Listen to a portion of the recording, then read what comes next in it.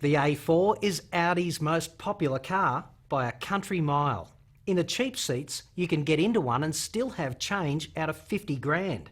And if you can stump up an additional $60,000, you'll drive off far more rapidly in a 245 kilowatt S4. To help us decipher the Audi A4 model range, here's CarAdvice road tester Paul Marrick.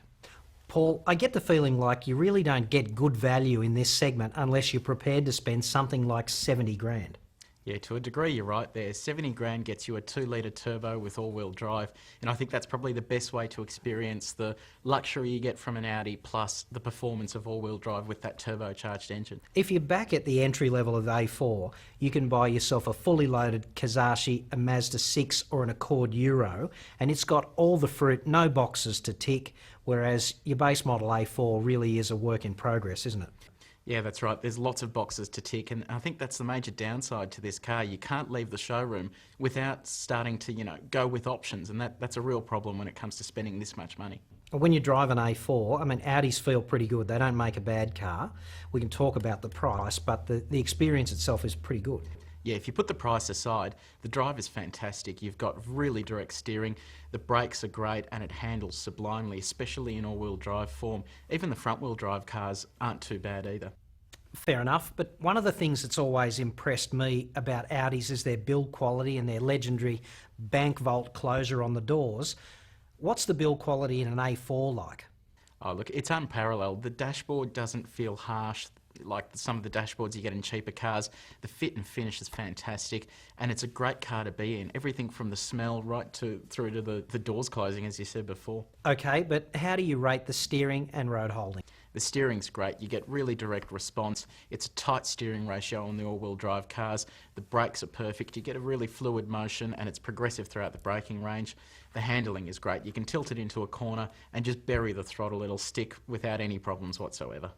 Okay, but if you own an Audi, you're going to have to come to grips with the multimedia interface, which is how you control all the car's secondary systems. Just walk us through that process. It's a little bit counterintuitive. Unlike the BMW iDrive system and the Mercedes alternative, the MMI sometimes does things in ways that you wouldn't want it to, and in ways that you don't think are naturally progressive. So you've always got to be fiddling and doing things the wrong way, in my opinion, before it actually does what you need it to do. Yeah, but people in our position, we jump in the car for a week and then we give it back. I guess if you own the car and you do come to grips with it, maybe it does become instinctive. You want to change the navigation from 2D to 3D or back. That can be difficult the first time, but after you've done it once, I mean, it's a process. Do you find it like that? Yeah, with us, with only having the car for a week, it is a bit like that. But I find with iDrive, for example, I can pick it up straight away, and there's no sort of learning fatigue where there is with the A4.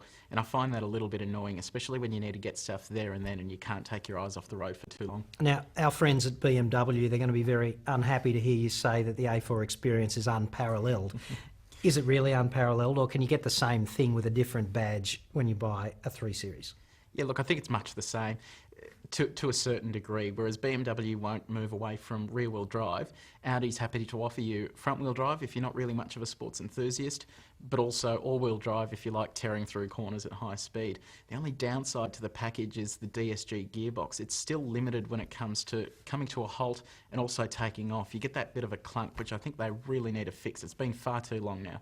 Now, Audi has really done a lot of work in high-tech engine development. The TFSI, that's their turbocharged direct injection engine.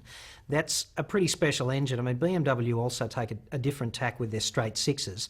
Their straight sixes are God's gift to straight sixes as well. So I guess it depends which way you want to spring. If you've got a turbocharged 2-litre 4, it's a lightweight package, and I guess that really does help the dynamics along. Yeah, that's it. And when you couple it with all-wheel drive, it's hard to match the mid-corner agility and the grip on offer when you open up the throttle. A BMW gets a little bit of oversteer every now and then, but the Audi just drills down and just shoots out of the corner at maximum velocity. Have you driven the efficiency model, the 2-litre TDI A4? That was a different driving experience because you spend a lot of time under 3,000 RPM and trying to achieve maximum fuel economy. And I've got to say, I managed to get it down to 4.7 litres per 100 Ks, which is just astonishing for a car that carries 5 people. It just amazes me every time. Stop-start technology sounds like a fantastic idea, but what happens if you're out there in the traffic, it's humid, the air's on, the wipers are on because it's raining, and you've got the headlights on? Does that all stop? No, it all keeps going, which is a good thing. Otherwise, you'd be in a spot of trouble. You wouldn't be able to see what you were doing. And I guess the obvious question for people with inquiring minds is what happens when the battery starts getting depleted from all of that electrical stuff working with the engine off in traffic? Well, luckily the computer picks it up and will automatically switch the car back on whether you like it or not. So if it senses that it's going low, it'll fire back up and get the alternator running. Well, a jump start is an undignified thing to ask for in an A4, so I guess that's all good news. Exactly. Thanks, Paul.